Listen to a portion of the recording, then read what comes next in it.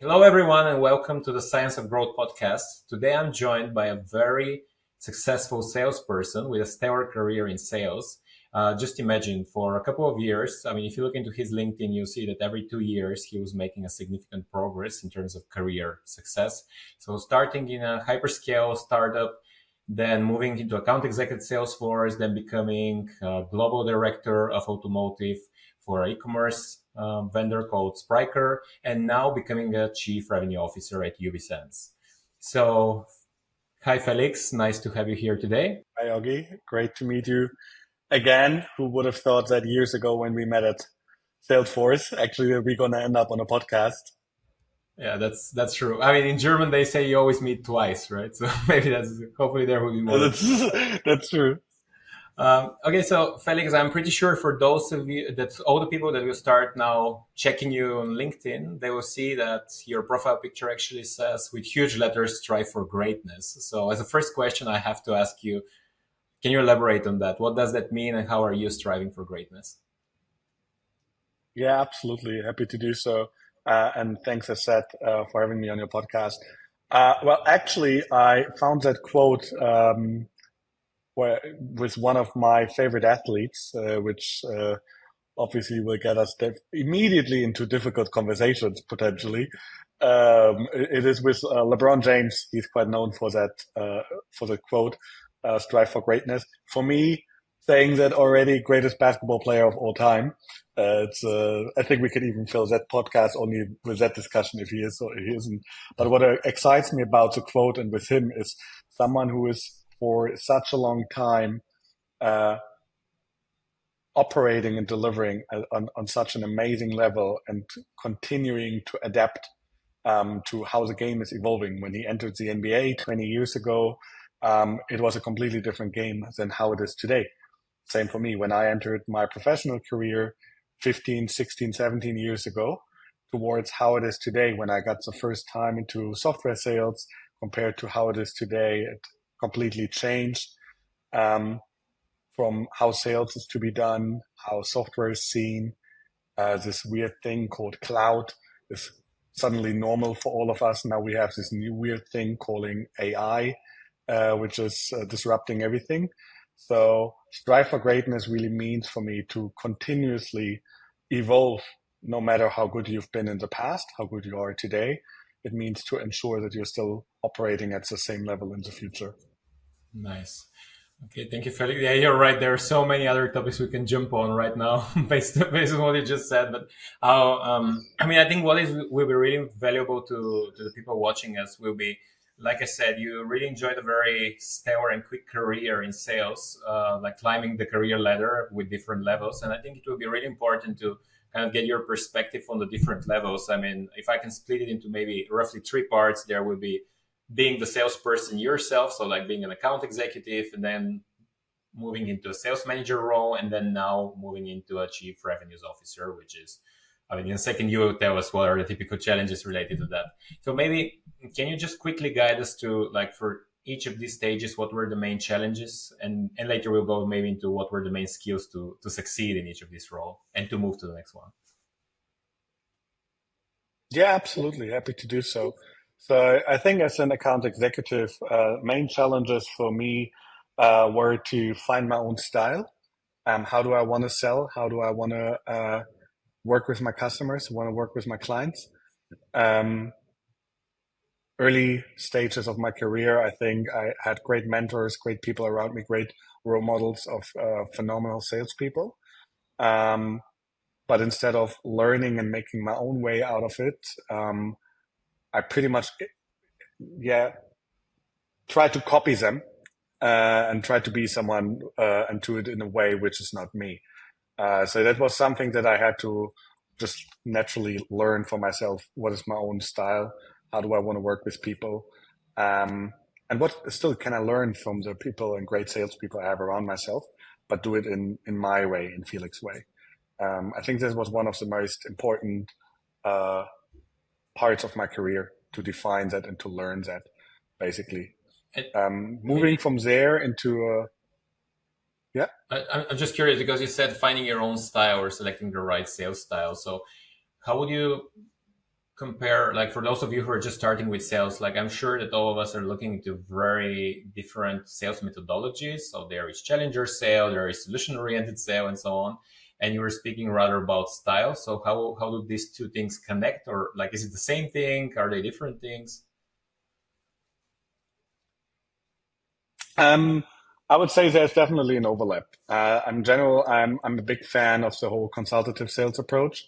Um, Selling just for the sake of selling to right now selling a software license or software subscription just for the sake of it. I don't think that's really sustainable, neither for the business that you work for nor for your customers, um, or in general.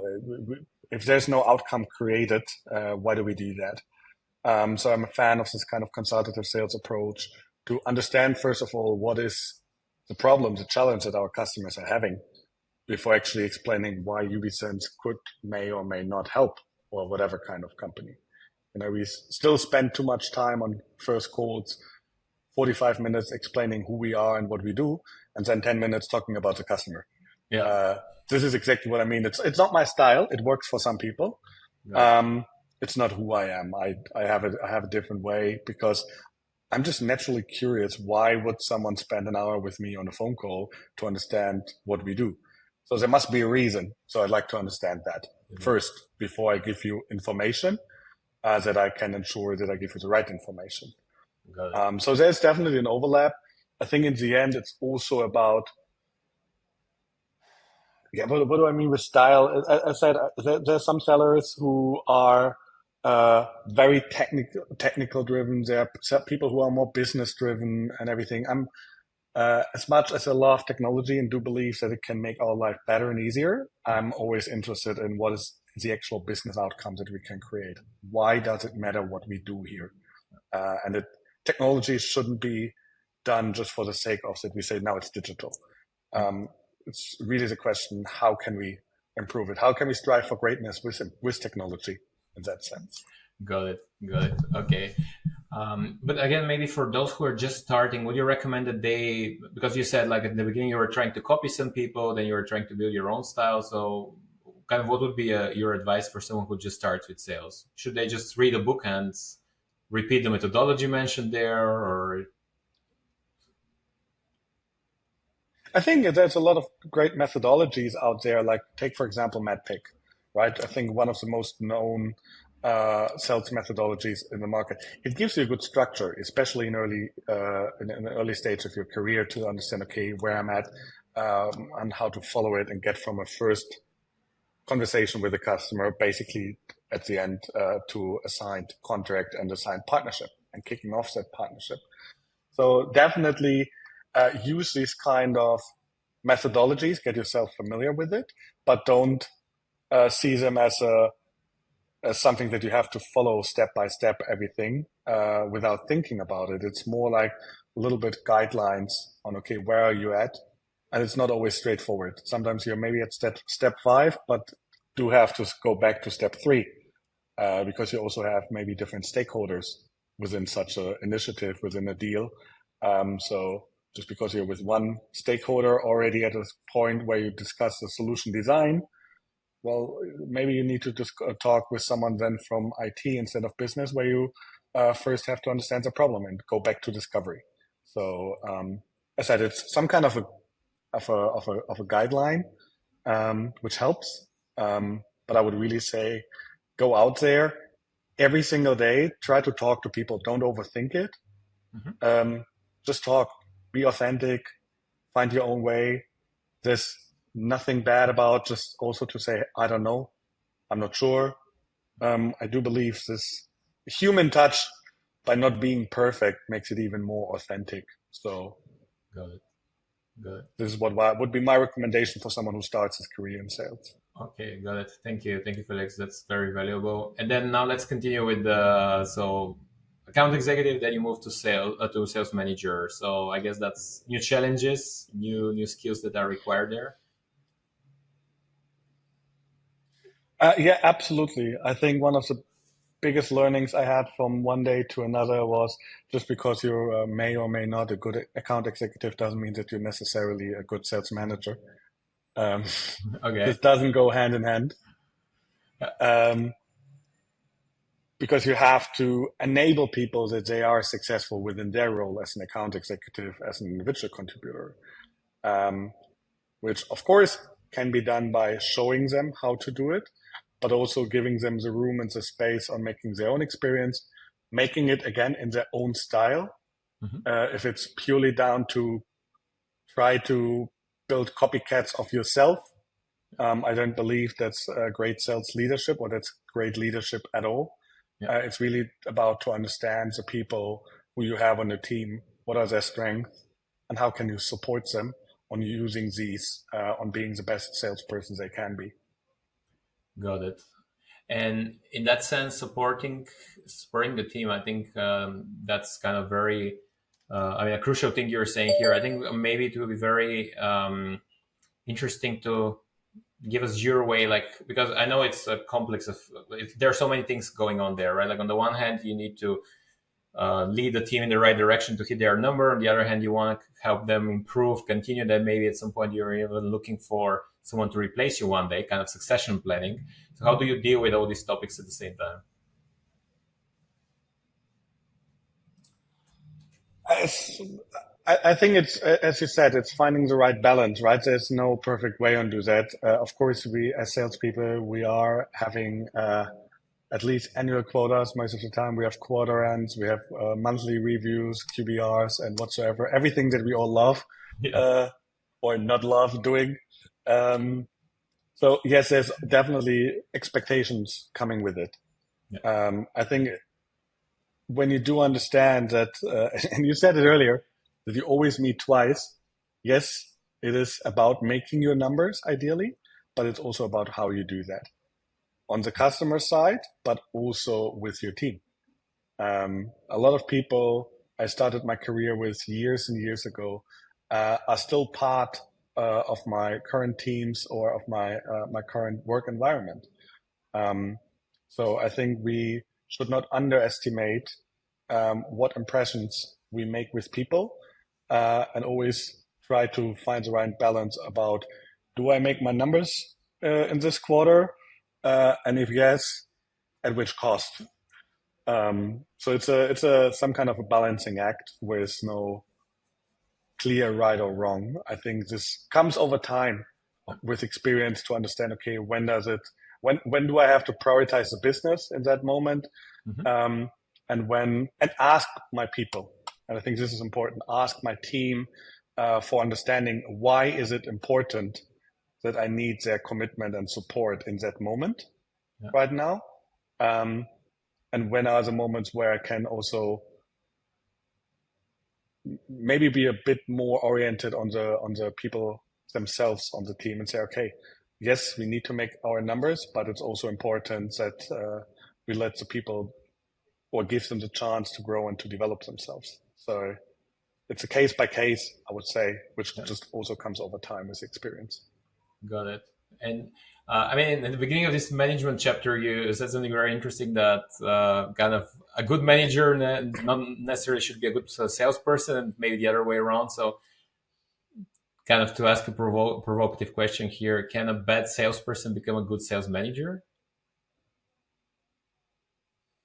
Or are you saying we always need to hit our number? If you ask it that extreme, no, I don't think so, because it's also difficult if you want to, especially in the first line sales management role, right?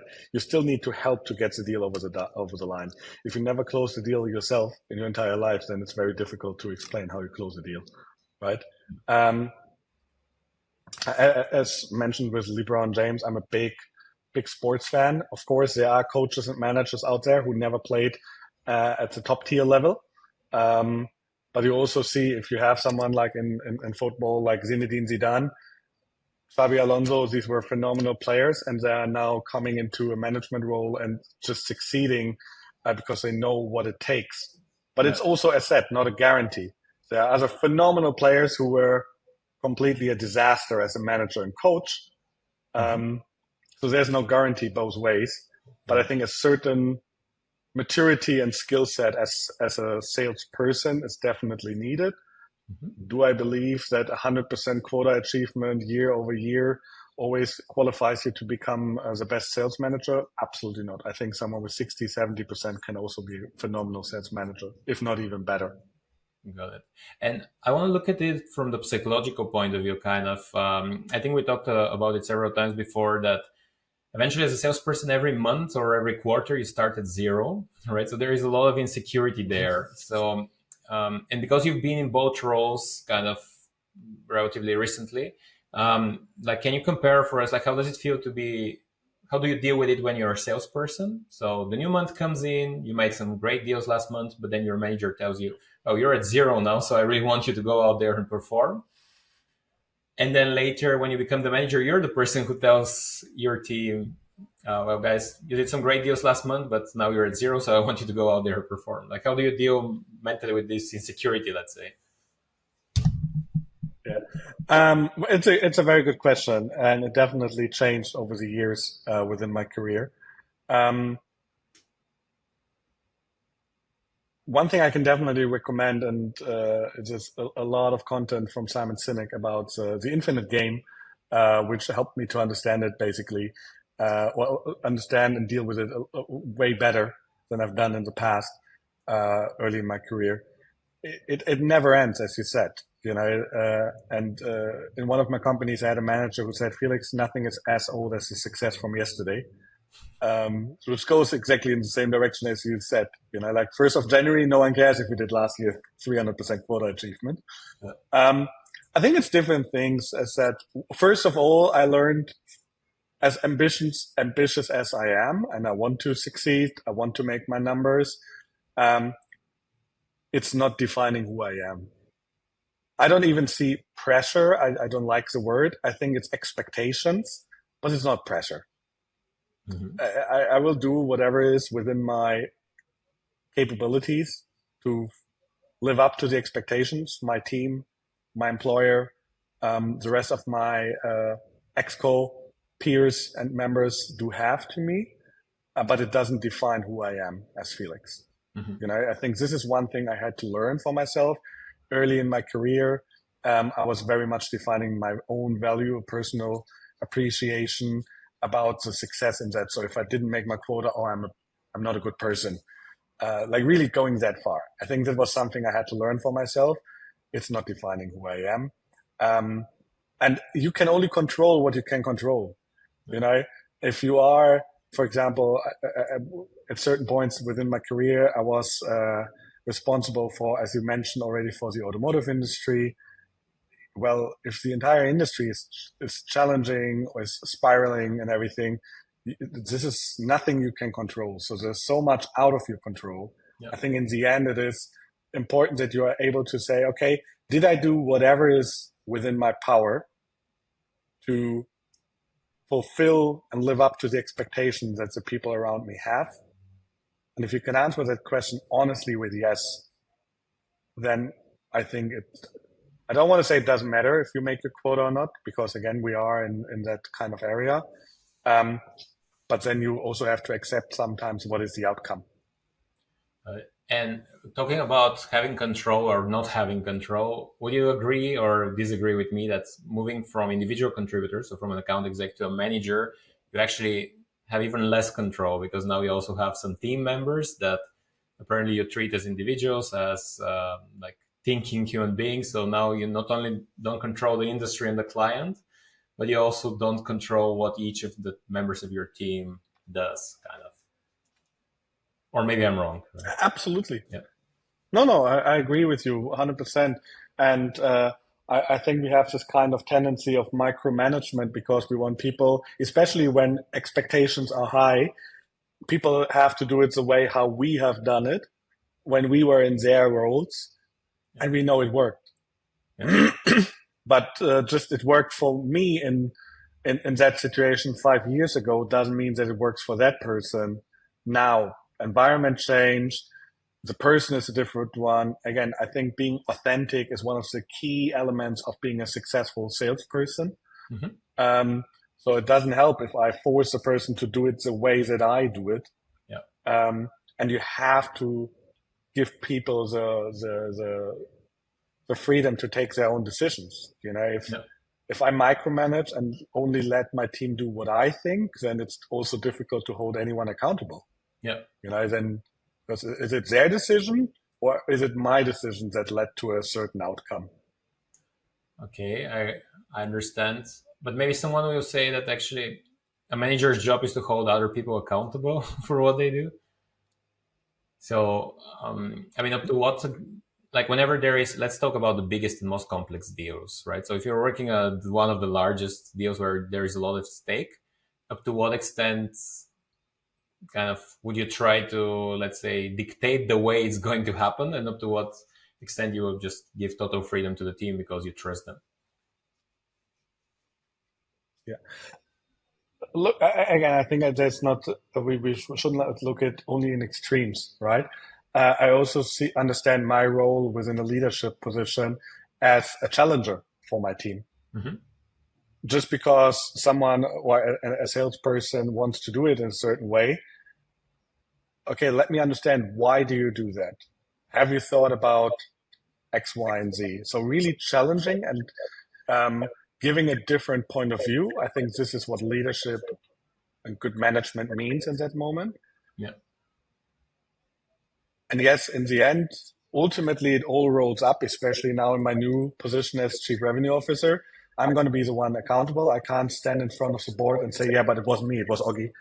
He did the decision. Yeah. But again, this is coming down for me to leadership. Let's take the decision together. Yeah. Ultimately, if I want to hold you accountable, I need to let you take the decision how you want to do it. There will be moments where I'm going to ask you to disagree and commit. Yeah. And there are moments where my CEO is asking me to disagree and commit. This is also coming from a leadership point of view. And I don't need to be like in an org chart as a leader. I can be an individual contributor and be a leader within my organization. Disagree and commit is a very fundamental piece of leadership from my point of view. Mm-hmm. So it is a case by case. I can't tell you, or in this moment, I would definitely overrule. I'm not the biggest fan of ever overruling my team in any decision. I just want us to be aware of, why do we do that? Have we thought about the different options? Mm-hmm. And if we are still convinced of doing it, all right, let's win together. This is always easy. But if it doesn't work out, well, then we lose together. And then I also have my team's back, and I'm not going to throw Oggy under the bus with my board and say, well, he took the decision. I would have done that differently. I knew it's not going to work. Yeah. This is not how it should be, obviously. It's amazing lessons you're giving us here on leadership. You mentioned your new role of a CRO at UB Sense, and congratulations once again. I can imagine how hard it is to, I mean, how well deserved and how much track record and experience one needs to have in order to be accepted as a CRO at a new company, like a technological company. Can you maybe specify for those of you who hear it for the first time or have heard many times CRO, but they maybe just think, okay, that's another sales director, or what is it? Can you maybe explain for us what are the differences, or what is the role of a CRO and how is it different from a chief sales officer? Yeah, of course, happy to do so. And thank you. Yes, it's feels like day one. It's day three, so it's definitely exciting. Exciting role now, and exciting opportunity to join the team. So how does it differentiate from a chief sales officer? My responsibility will be within the sales department, also with the pre-sales, also with business development, with partners and ecosystem, and with the marketing. Mm-hmm. So basically the entire go-to-market. And this is, I mean, shows already from a pure org chart point of view that it goes beyond the pure sales. Like if we have the ambition on really driving value, creating value, and realizing value for our customers, I think this interconnected position of a CRO who ensures that, how do we position ourselves? What do we want to be perceived as? So what do we want to stand for? What is our vision and ambition as an organization, and then really going through the entire sales process from creating awareness over first interaction with the customer, really understanding and having this natural curiosity of what is it that you guys want to achieve, what are your challenges, and how can we support you with that, and then going through the entire sales cycle, hopefully down to a signed contract and then a great partnership that starts from there. Um, this needs a broader view than just a pure transactional sales view. Yeah. And this is why I do believe in the movement of chief revenue officers, which this role has become more and more popular over the last couple of years. I had the pleasure to work with phenomenal chief revenue officers in my career who I could learn a lot from, and hopefully apply now within the next months and years within UBSense the experiences that I made with them. I'm sure you will. And maybe now that you explained what a CRO does or what the role consists of, I mean, it actually totally makes sense, right? And maybe we could ask ourselves, why wasn't this happening earlier in the industry, right? Like, why no one thought that we need this role of a chief revenue officer who is actually combining all these functions and making sure that kind of there is, let's say, that the company speaks with one voice on the market. So I think you kind of already gave us this indication, but can we assume that over the next years, we can expect almost every company to appoint a chief revenue officer? What's your prediction? I don't know if it's necessarily every, but I think it will be more and more common that we do have that because, I mean, with the current macroeconomical changes and challenges that we all face, as said, sales is changing. It's not anymore that we walk into a meeting and just present how amazing we are and then expect the customer to figure out what they can do with us. It is a different approach. And I think that to be able to position yourself properly and to understand really the value that you can create and being able to communicate that from a sales, from a pre-sales, from a marketing point of view, but also for your partners, for your ecosystem. I do believe in the power of ecosystems. You will not be able to survive today alone. So what is the value that we also create for our partners? Why would they work with us? And I think this is more and more important. So I hope for the majority of the companies that they're opening up to that kind of idea of a chief revenue officer. I've seen great benefit from it in the past when I had the pleasure to work with someone in that role. And as I said, I hope that I will live up to the same expectations towards me. But I also do know that I have a great environment who will help me to making my own experiences now in that role and hopefully show what's the benefit of that role. Great. Yeah, like I said, I'm sure you will, Felix. I mean, I've seen you perform in your previous roles, and I know that UBSense is actually lucky to have you, right? So all the best luck here on your adventure. One thing now I feel pressure. Well, yeah, no pressure, really. But I'm sure, like I said, I'm sure we'll be talking in a year maybe about a CEO position. Who knows, right? Maybe. So you said something interesting here of going beyond like transactional business. And I think there is one important thing happening in the IT industry where every company at some point makes the claim that they want to be something more than a transactional vendor and they want to be a trusted advisor of the customer. And I've seen you growing into a role with multiple customers of the trusted advisor regarding customer experience and all these topics. So maybe can you tell us what does it take to become a trusted advisor?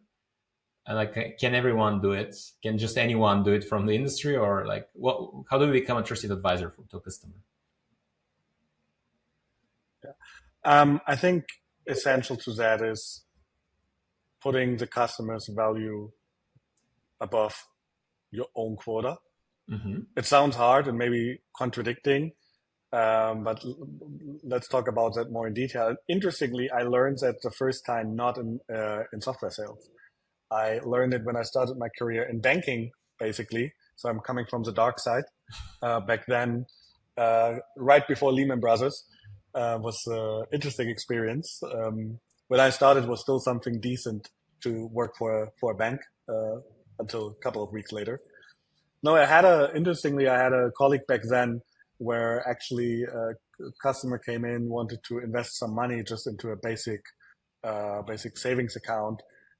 And he said, look, I do understand what you want to do. If you go to one of our competitors just two houses down, they basically have right now better rates than we do. Yeah. Why don't you go there? I'd be happy to do that with you, but I want the best for you. And that person went down then. So the customer went to our competitor and came back an hour later and said, you know what? I want to do that with you. I don't care about the interest rate that I get with them more. The way how they treated me is not even close to how you treated me. And I do know that you will advise me in the best way possible for me and my money in the future.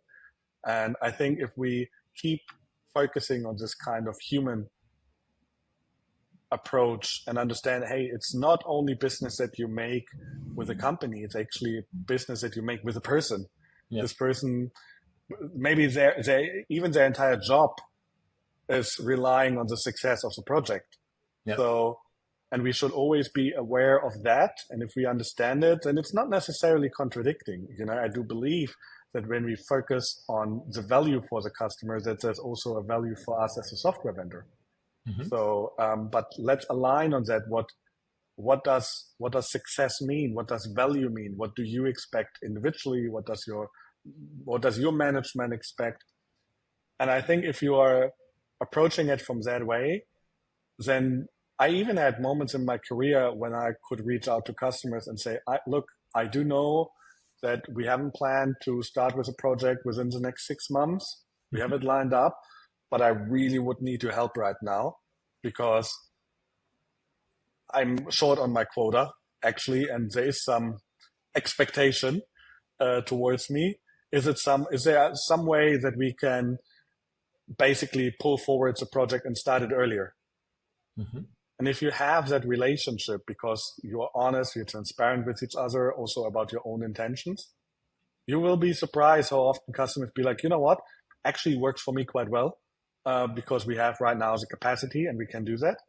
And you will get the support.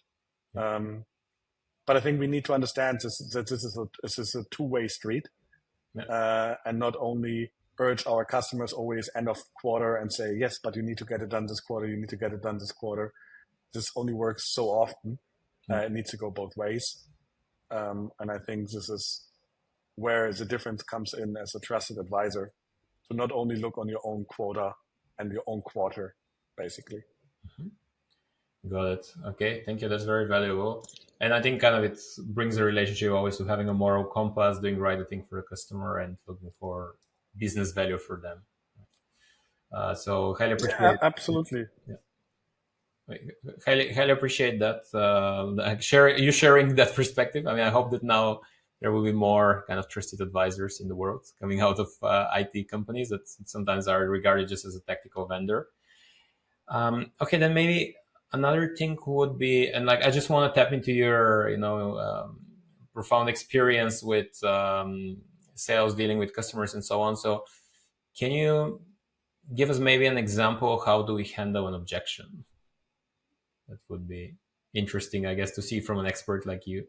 Or like, what would you normally do when the client objects to what you're proposing? I said I would put the person in the center and genuinely. Well, first of all, the question is, do you even really care? Because if you ask just for the sake of asking, then it doesn't help you. Like, I think this is where it starts, and then for me, it's about to understand. Okay, where does this objection come from? A lot of times, it is. Well, what I experience, it is some kind of a misalignment even on, okay, what did I think I say? Yeah. And what did the person understand actually?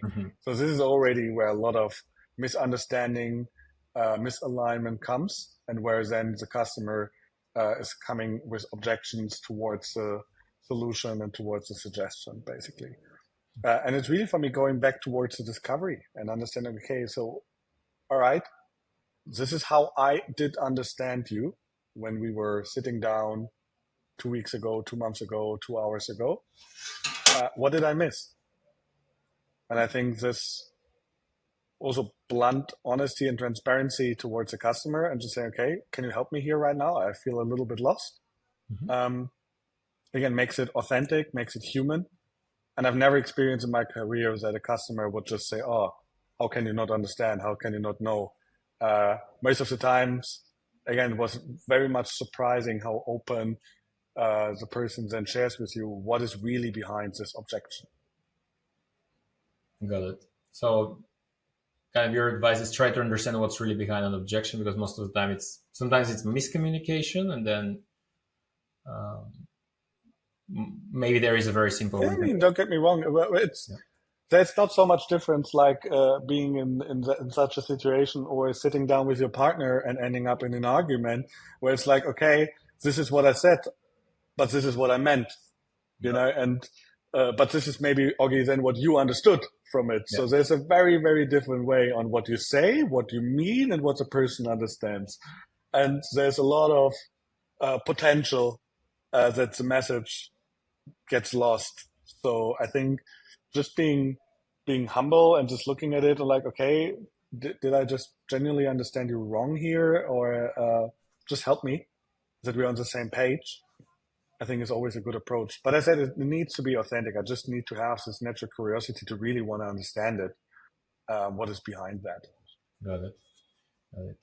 Okay, then maybe one more question would be, because like I said, I mean, there's so many things one can learn from you. So I think it would be interesting to see what was some of the hardest decisions or most difficult decisions you had to make, and then how did you go about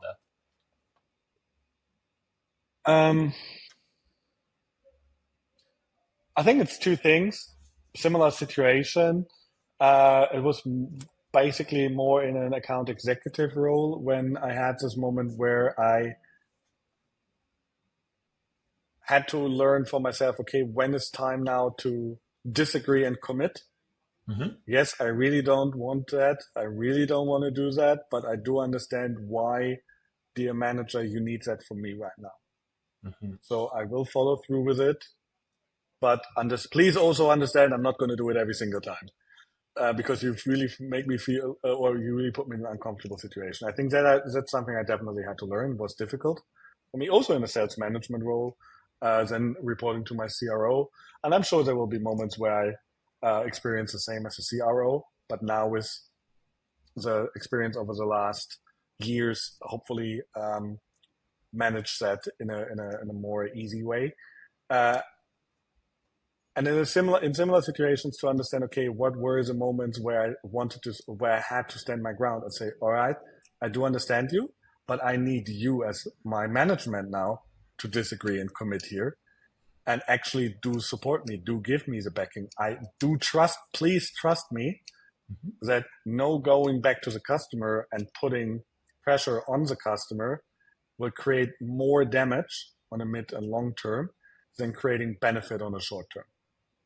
And I think there were some very crucial moments on deals, as you said, when stakes are high, either if it's a big deal or end of quarter or end of year and whatsoever, um, where I could learn quite a lot. I would handle things looking back, obviously differently on certain occasions, but I do hope that I learn from it. That if challenges like this will appear in the future, and for sure they will, it's just a matter when, not if. That I will handle them differently, and then I still be able to look back and remember, okay, how was it when I was account executive? When now people from my team will sit in front of me and say, yes, Felix, I hear you. You want that deal, but please trust me. Um, so yeah, I think there will be even more challenging moments ahead of it or ahead of me. But I'm also excited about it. Got it. Yeah, I mean, I'm excited. Really excited about it too as well. Maybe one thing, Felix, that's because you mentioned, for example, Simon Sinek. You mentioned getting some inspiration from sports and so on. So, can you talk to us a little bit about let's say, the mental game, right? Like, because it's one thing is going out there talking to customers, trying to sell them something, and the other thing is everything that actually happens in the head of a salesperson, sales manager, or CRO.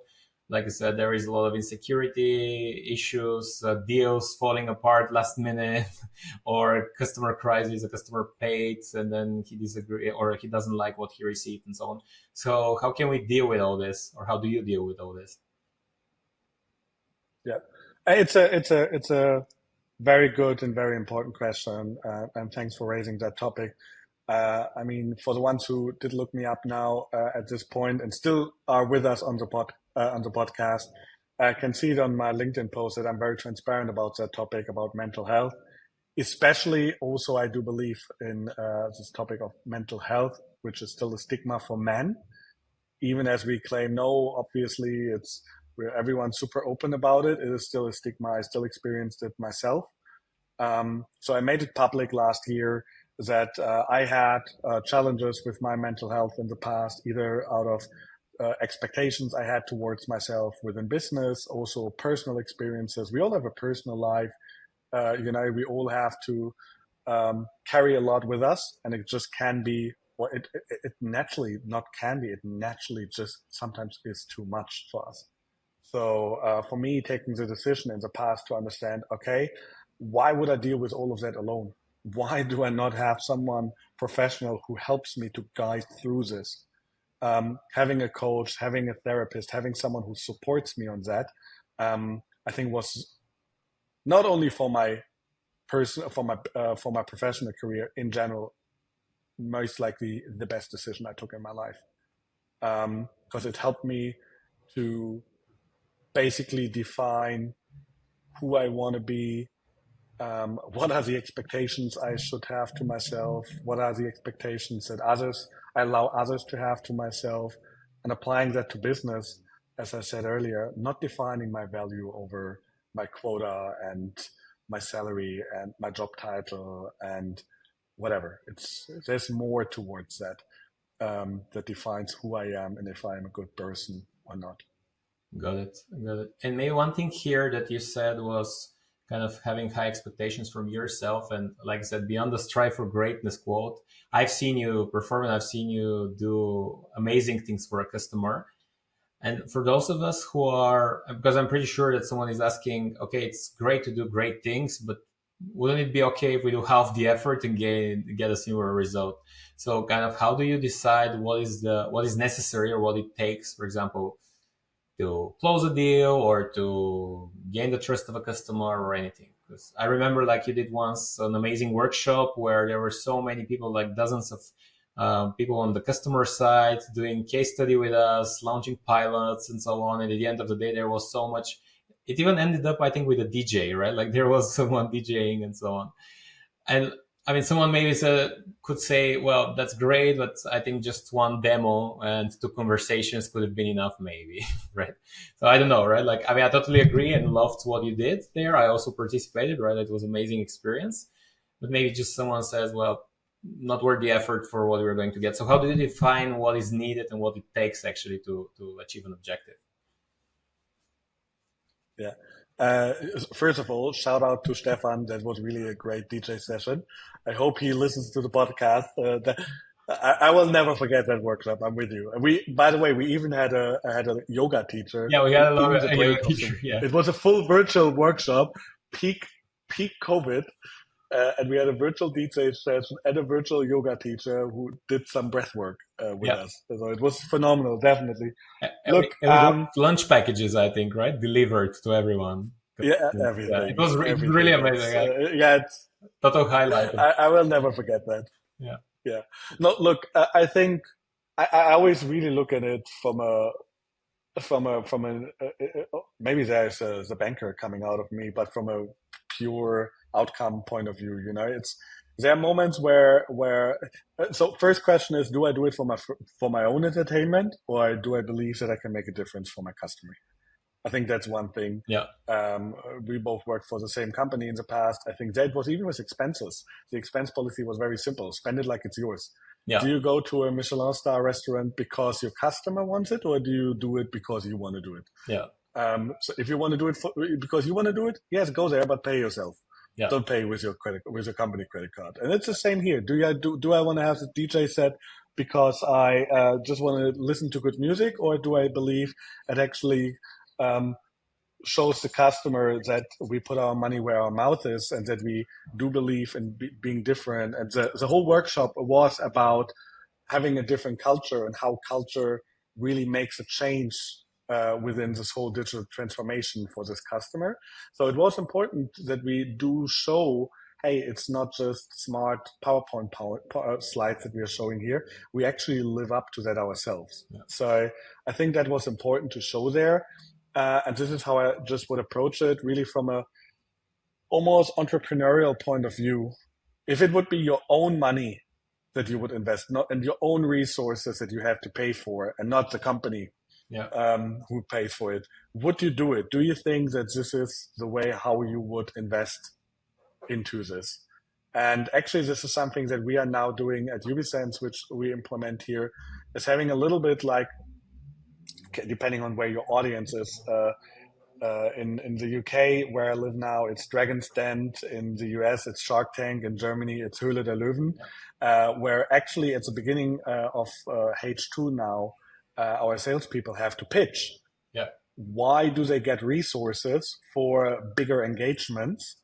And like literally have to pitch it like it would be their own business, their own startup, and they have to pitch for that kind of investment from us as a C-suite. Nice. And I think, again, we were talking about accountability and everything earlier. Empowering people to approach their own business in that way also then builds the trust and the foundation of, in the moment when the stakes are high, to trust them that they do decide in the best way possible on behalf of the customer, but also on behalf of the company they work for. So this is how I would really urge from my own experience. What I appreciated in sales management, in leadership, but also as a account executive back then, when I had to explain why do I want to have all of these kind of investments and resources, and it was like 30 people working on that workshop in the background. But we all understood the why behind that. We all knew, why are we doing that? Why does it matter? Why is it important? And if that is a good reason, if you find a good reason and would invest your own money into it, as a CRO, I will always support that kind of initiative. Got it. Okay, so now we can expect many requests for amazing workshops with DJs and yoga teachers, right? I hope we didn't create some. Yeah, I'm not going to share that podcast with my team, basically, because I will know it. Yeah. I will regret that statement. Okay. No, but like I said, I mean, I can only confirm and testify how amazing it was, and it was really about, as you said, changing a culture and not that much selling licenses or positioning a product, right? And I think eventually that's what happened. Okay, great, Felix. So, I mean, I think it was a very inspiring conversation. I think we managed to go through kind of different stages. So I hope that whoever is watching, depending on where they are, they can get some advice and some learnings from you. Maybe one last question would be: is there anything I didn't ask you and you think that was a crucial advice you wanted to share, or crucial learning you wanted to share? I think one of the advices that I'm giving to everyone within my team right now is not taking a decision is the worst decision that you can take. So go out there, take a decision, follow through, make the mistake. It's totally fine. Make the mistake. Learn from it and own it. I think this is important. Don't try to hide it. It's totally fine. I make 100,000 mistakes every single day, and it's okay. I just hope I don't do the same mistakes tomorrow again. So I will try to learn from it as good as possible. But I think really take decisions, make your mistakes, make your experiences, and just own them and learn from them is best advice I ever got in my career, because it helped me to really grow instead of overthinking what could. Well, go out there and then you figure it out. So I think this is something at every stage in the career. It will be the same now for me as a CRO. There will be a lot of assumptions that we're going to take, why we do decisions. All right, let's take a decision. Let's figure it out. And it was the wrong decision. Okay, then let's change it and we go a different way. but it's still better than talking about it hypothetically. What could be, with what could be, you've never built nothing. Amazing. Okay, amazing words to end with. Thank you very much, Felix, once again for your time on your third day of being a CRO at Ubisoft. So I can imagine it's there are so many meetings after that, like waiting after this conversation. So I really appreciate you taking the time. Thanks for all the knowledge and all the practical tips you gave us. I wish you a stellar success. I'm sure you're going to have it. Like I said, I've had the honor to work with you. I've seen you perform in multiple different positions and companies. So I'm pretty sure that very soon we're going to hear about your next success stories. So all the best for your new Thank you. adventure and see you soon. Thank you. Take care. See you soon.